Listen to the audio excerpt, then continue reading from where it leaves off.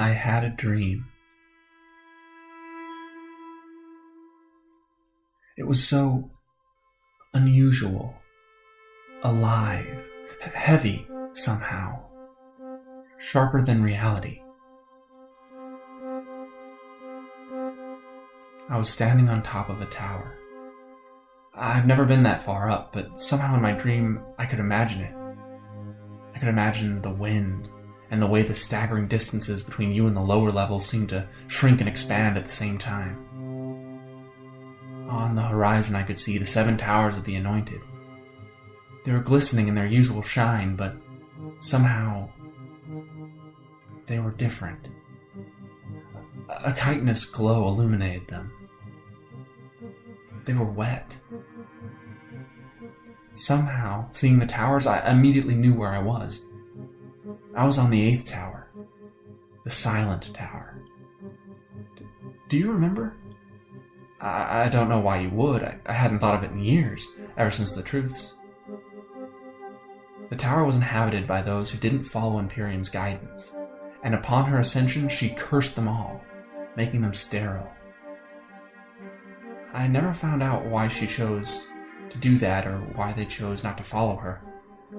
I guess we don't talk about that much. I suppose their secrets died with them. Since the tower's been shunned, its history is lost and its true name is gone. It's just silent.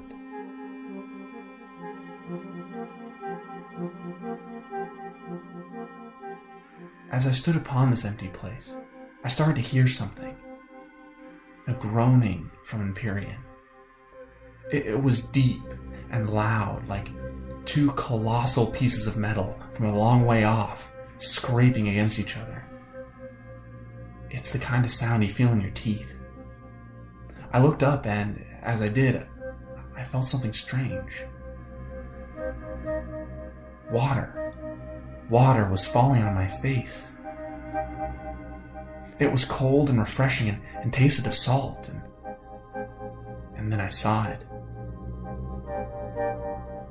Where normally there would have been a cool, green-gray sheet of water above, there was a large tear, like Empyrean had been ripped open. Below it, falling on the 8th tower where I stood, was water. Empyrean was washing that tower, washing me. It felt beautiful, I think. Frightening, but wonderful. Like a divine blessing cleansing the tower and cleansing me. The mist and the froth enveloped me. I smiled and I held my arms out. I felt light and I couldn't keep myself from laughing out loud. But then the water started to get heavier. Mist was replaced with drops, which got larger and harder, stinging my face and shoulders. The hole widened into a maw. The wind whipped and roared, the groan erupting like that of a massive beast. There were 7 flashes of light, 1 from each anointed tower, and 7 more holes ripped open in Empyrean. I was having a hard time breathing. Water was filling my mouth and nostrils. I tried running, looking for cover, but the tower seemed infinite, and I couldn't find anywhere to hide. I was suffocating, drowning in the thickness of the air. I fell to my knees, gasping, and looked up once more at the sky. The sky. At this point, the sky was nearly gone. The city was flooding, filled with what? Empyrean's rage? Or Empyrean's death? I heard a voice. No, several voices, but all speaking as one.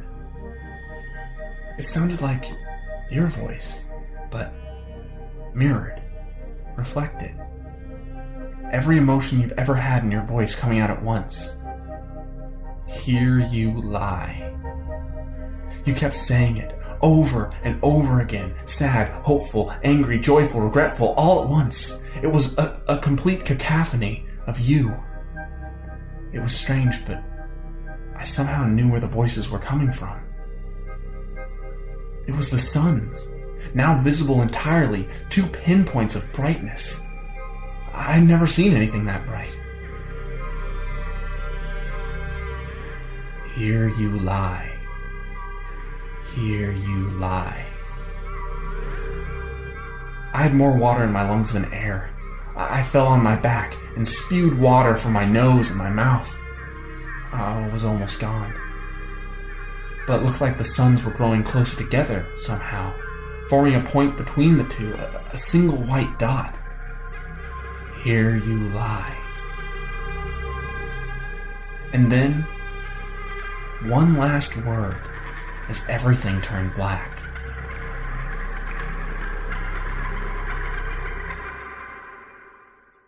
Etheria.